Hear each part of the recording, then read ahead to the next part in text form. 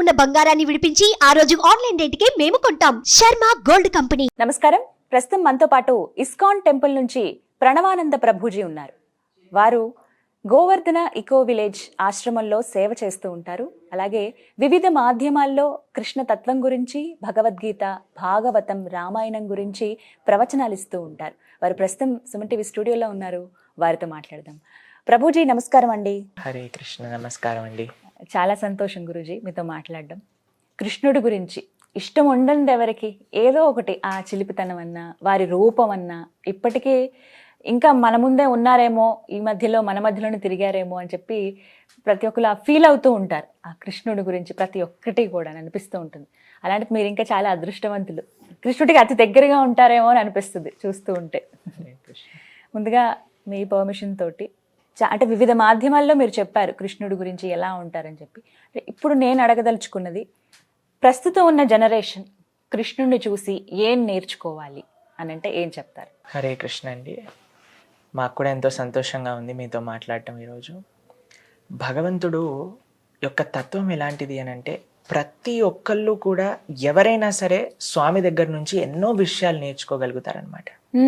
ఈ present generation, ఇప్పుడు నా ఏజ్ వాళ్ళకి చెప్పాలి అని అంటే, కృష్ణుడు బృందావనంలో కొన్ని సంవత్సరాలు ఉన్నాక తిరిగి మథురకు వస్తారనమాట. మథురకు వచ్చాక దేవకీదేవి, వసుదేవులు అప్పుడు చెరసాలలో పెట్టేశారు కంసుడు. వాళ్ళ దగ్గరికి వెళ్ళి వెంటనే వాళ్ళిద్దరికి ప్రణామం చేసి కృష్ణుడు అంటాడు, ఒక పిల్లవాడి బాధ్యత తల్లిదండ్రుల్ని బాగా చూసుకోవటం. కానీ నేను పుట్టంగానే బృందావనానికి వెళ్ళిపోయా, మిమ్మల్ని బాగా చూసుకోలేకపోయా, కానీ ఇప్పటి నుంచి నేను సంకల్పం చేసుకుంటా మీ ఇద్దరిని చాలా బాగా చూసుకుంటాను అని. అక్కడ చెప్తారు, తల్లిదండ్రుల్ని ఎవరైతే బాగా చూసుకోరో వాళ్ళంటి వాడి పుత్రుడు ఉన్నా సరే లేనట్టే అని చెప్తారనమాట. కాబట్టి కృష్ణుడు ప్రతి ఒక్కళ్ళని, తన స్నేహితులని ఏ విధంగా గౌరవించారు. సుధాముడు, కుచేలుడు అని అంటాం మనం, ఆయన యొక్క రిలేషన్షిప్ ఎలా ఉండేది. దాంతోపాటు తల్లిదండ్రుల్ని, ఆయనని ప్రేమించిన వాళ్ళందరినీ ప్రేమించడమే కృష్ణుడికి తెలుసు. ప్రేమించని వాళ్ళని కూడా ప్రేమించడం కృష్ణుడికి తెలుసు అనమాట. కృష్ణుడు అని అంటే ప్రేమ. అందరినీ ప్రేమించండి, అందరినీ గౌరవించండి, ఇది భగవంతుడు నేర్పించండి. ద్వేషించే వాళ్ళని కూడా ప్రేమించడం ఎలా, అది మాకు సాధ్యం కావట్లేదని చాలా మంది అడుగుతుంటారు. ఈవెన్ నేను కూడా అదే ప్రశ్న అడుగుతాను. మానవ మాత్రంగా ఇది మనకి కష్టం అనిపిస్తుంది. వాళ్ళు అంత మనల్ని ద్వేషిస్తున్నారే, మనం వారికి తిరిగి ప్రేమను ఎలా పంచటం? కృష్ణుడు ఒకసారి బృందావనంలో ఆడుకుంటూ ఉంటారనమాట. ఎన్ని గేమ్స్ ఆడతారంటే కృష్ణుడు వాళ్ళ ఫ్రెండ్స్ తోటి. ఇప్పుడు మనం చూసిన అన్ని గేమ్స్ కృష్ణుడే స్టార్ట్ చేశారు. అయితే ఒకసారి చాలా ఆడి ఆడి ఆడి అలసిపోయి ఒక చెట్టు కింద పడుకున్నారు. పడుకొని ఇలా పైకి చూసేసరికి పెద్ద చెట్టు చాలా నీడనిస్తుంది అనమాట.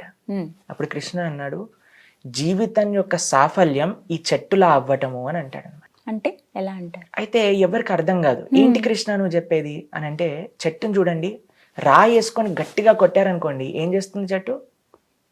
వెంటనే ఫలాలు ఇస్తుంది కింద. చెట్టు యొక్క గుణం అది. చెట్టుని ఏం చేసినా సరే అది మాత్రం వేరే వాళ్ళకి మంచి చేయాలనే చూస్తుంది. ఎక్కడి నుంచి? రూట్స్ నుంచి, మొదలు నుంచి తన యొక్క ఫలాల వరకు ప్రతి ఒక్కటి కూడా ప్రపంచానికి ఉపయోగపడే విధంగా చెట్టు ఉంటుంది. రూట్స్ ని యూజ్ చేస్తాం మనం, కాండాన్ని యూజ్ చేస్తాం, ఆకులని యూజ్ చేస్తాం, ఫ్లవర్స్ ని యూజ్ చేస్తాం, కాయల్ని యూజ్ చేస్తాం, ఫ్రూట్స్ ని యూజ్ చేస్తాం. ఏదో ఒక రకంగా అన్ని అవుతుంది. అవును, భగవంతుడు అంటాడు కృష్ణుడు అక్కడ, జన్మన్ యొక్క సాఫల్యం ఏంటి అని అంటే ఈ చెట్టులా పరోపకారం చేయడం. మన అని ఆలోచించదు చెట్టు. ఎవరు వచ్చి ఏం చేసినా సరే వాళ్ళకి ఏదో ఒకటి ఇచ్చిపోతుంది. ఎవరు ఏం చేయకపోయినా నీడనిస్తుంది. అది కృష్ణుడు నేర్పించేది. మన జీవితం ఈ దేశానికి, సమాజానికి, దైవానికి సేవ చేయటంలో. కానీ స్వార్థం అనేది పెరిగిపోయింది అనుకోండి, అప్పుడు then we cut off and మన కోసం నేను నాది అని ఆలోచిస్తాం. కానీ మొత్తం వసుదేవ కుటుంబకం అనే భావన వచ్చింది అనుకోండి, అందరికీ సేవ చేసే అనే భావన వస్తుంది అనమాట. ఖచ్చితంగా నేర్చుకోవాలి ఇప్పుడు జనరేషన్. ఇప్పుడు అంతా కూడా ఫాస్ట్ కల్చర్ అయిపోయిందండి. ఇన్స్టెంట్గా కావాలి, దేనికి ఓపిక ఉండట్లేదు మనుషులకి. అంటే అలా ఓపికగా ఉండడము ఎలా నేర్చుకోవాలి అంటే ఏం చెప్తారు? ఏదైనా సాధించాలంటే దానికోసం పట్టుదలగా, దీక్షణగా అలా ఉండాలి. అప్పటికప్పుడు రిజల్ట్ వచ్చేయాలనే కోరుకుంటాం కదా, అది ఎంతవరకు కరెక్ట్ అంటారు? మీకు విషయం చెప్తాను. శబరి గురించి మీరు అందరు వినే ఉంటారు కదా. శబరి తన గురువు గారి ఆశ్రమానికి, మతంగ ఋషి ఆశ్రమానికి వచ్చినప్పుడు 5 సంవత్సరాలు. వాళ్ళ గురువు గారు అన్నారు, రామ లక్ష్మణులు ఇద్దరు వస్తారు, వాళ్ళిద్దరికి నువ్వు సేవ చేసి తర్వాత వైకుంఠానికి రా, మేమందరం కూడా బయలుదేరుతున్నాం వైకుంఠానికి అన్నారు. సరే గురువు గారు అని ప్రణామం చేసింది శబరి. ప్రతిరోజు ప్రొద్దున లేవంగానే ఆశ్రమాన్ని క్లీన్ చేసి చక్కగా పేడతో అలికి ముగ్గు వేసి ధూపం పెట్టి రామ లక్ష్మణులు ఇద్దరికి కూడా హారం తయారు చేసి దాని తర్వాత పళ్ళని తీసుకొచ్చి కూర్చునేదన్నమాట. ప్రతిరోజు చేసింది. ఎప్పటి వరకు చేసిందో తెలుసా? 90 సంవత్సరాలు పైబడిన వయసులో రామలక్ష్మణులు ఇద్దరు వచ్చారు. అమ్మో. కానీ ఒక్క రోజు కూడా నేను ఇప్పుడు ఆఫ్ తీసుకుంటా, నాకు చేతన అవ్వట్లేదు, ఈ రోజు వస్తా, ఇన్ని రోజులు రాలేదు కదా, రేపు వస్తారో లేదో ఏం తెలుసు, వచ్చినప్పుడు చూసుకుందాం అని అనుకోలేదు. 5 సంవత్సరాల నుంచి 90 సంవత్సరాలు దాటేంత వరకు అదే విధంగా సేవ చేసింది. ఎందుకు అనంటే తన గురువు గారు చెప్పారు కాబట్టి భగవంతుడు తప్పకుండా వస్తాడు. అందుకే మన శాస్త్రం చెప్తుంది, ఉత్సాహాత్ నిశ్చయాత్ ధైర్యాత్. ఎంత ఉత్సాహం ఉంటుందో మనకి అంత ఓపికతో కూడా ఉండాలి. ఇప్పుడు చూడండి, ఒక చిన్న విత్తనాన్ని నాటారు, నీళ్లు పోసారు, రేపు పొద్దున్న నాకు జామకాయ ఏది అని అంటే వస్తుందా? కొన్నిసార్లు జనరేషన్ నాటితే నెక్స్ట్ జనరేషన్ కి వస్తుంది. అవునండి. కాబట్టి ఓపిక అన్నిటికంటే ముఖ్యం అన్నమాట. ఎంత మనకు ఉత్సాహం ఉంటుందో అంత ఓపిక మనకు కావాలి. ఈ రెండు ఉన్నప్పుడే భగవంతుడి యొక్క కృప మనకు లభిస్తుంది అనమాట. అందుకే ఈ రెండు చాలా ముఖ్యం, అటు ఉత్సాహంతో ఉండటం, ఓపికతో ఉండటం. చిన్న చిన్న వాటికే ఈ రోజుల్లో చూస్తున్నాం కదా, నిరుత్సాహపడిపోవడం, ప్రాణాలు తీసుకునేదాకా వెళ్ళిపోతున్నారు. అవి ఎంత ఘోరంగా ఉన్నాయంటే ఆ కారణాలు వినే వాళ్ళకి చాలా సిల్లిగా అనిపిస్తున్నాయండి. సెల్ ఫోన్ పోయిందనో కొంత భాగం, అవి చాలా అంటే 20,000 30,000 అప్పుల పాలైపోయామనో, నలుగురు ఇలా నానా మాటలు అంటున్నారనో, చిన్న చిన్న వాటికో, ఉన్న వస్తువులేవో పోగొట్టుకున్నామనో, ఒక అమ్మాయో లేకపోతే ప్రేమలో విఫలమయ్యామనో, ఇలా వివిధ కారణాల వల్ల ఏకంగా ప్రాణాలే తీసేసుకుంటున్నారు. అలాంటి వారికి మీరు ఇచ్చేటువంటి సందేశం?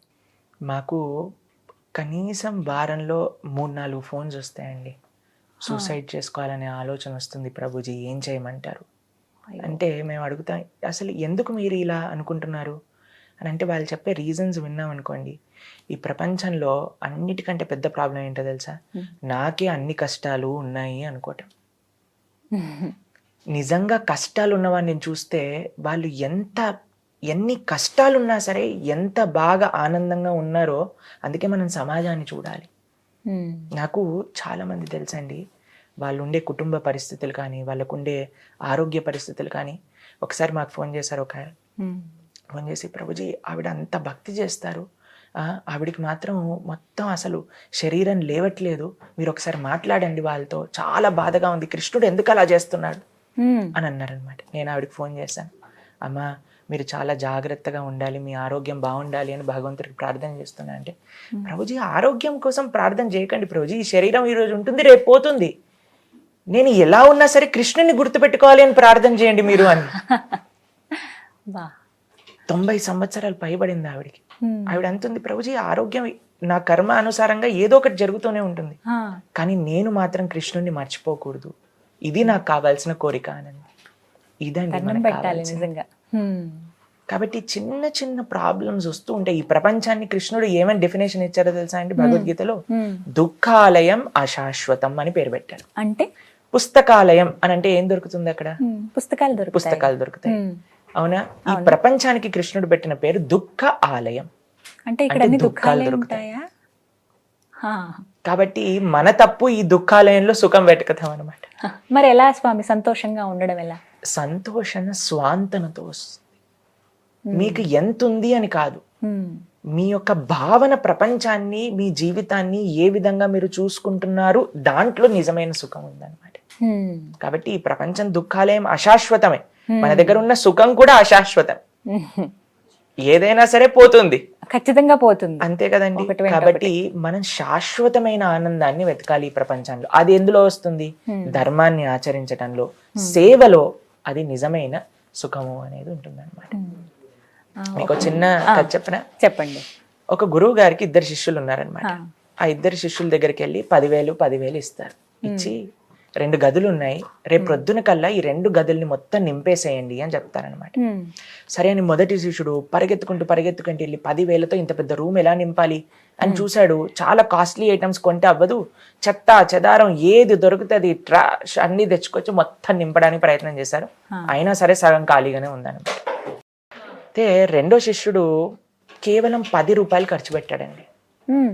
నెక్స్ట్ డే ప్రొద్దున ఆ గురువు గారు వచ్చారు. ఫస్ట్ శిష్యుడి యొక్క డోర్ తెలిసి చూడంగానే మొత్తం చెత్త చెదారం అన్నిటితో నింపేసింది, కానీ మొత్తం 10,000 రూపాయలు ఖర్చు పెట్టేశారు, సగం రూమ్ మాత్రమే నిండుంది. రెండవ శిష్యుడి యొక్క తలుపు తీయంగానే ఆయన ఫస్టే చెప్పేశారు, అయ్యా నేను కేవలం 10 రూపాయలే ఖర్చు పెట్టాను, మిగతావి గురువు చేతిలో పెట్టి. లోపల డోర్ తీసి చూడంగానే ఏముందో తెలుసా అండి, ఒక చిన్న దీపం పెట్టారు, కొద్దిగా ధూపం పెట్టారు. ఆ రూమ్ అంతా దీపపు కాంతితో నిండిపోయింది, ధూపం యొక్క సువాసనతో నిండిపోయింది. మన జీవితంలో మనం చేయాల్సింది జ్ఞానం అనే దీపం, సేవ అనే ధూపం, ఆ పరిమళంతో మనం నింపేసుకోవాలి. ఆ శిష్యుడి ఆలోచన ఎంత చక్కగా ఉందో చూడండి. ఇది కానీ మనం చేయగలిగితే జ్ఞానము సేవ, ఎప్పుడు నేను సుఖంగా ఉండాలి, నాకు కావాలి అని కాకుండా నేను ఎంతగా ఈ ప్రపంచానికి ఇవ్వగలుగుతాను, నేను ఈ దేశానికి ఎంత ఇవ్వగలుగుతాను, ఈ సమాజానికి నేనేమో చేయగలుగుతాను అని ఆలోచించిన వాడు ఎప్పటికీ కూడా దుఃఖపడడు. చాలా చక్కగా వివరించారు ప్రభుజీ. నమస్తే. హరే కృష్ణ అండి, చాలా ధన్యవాదాలు.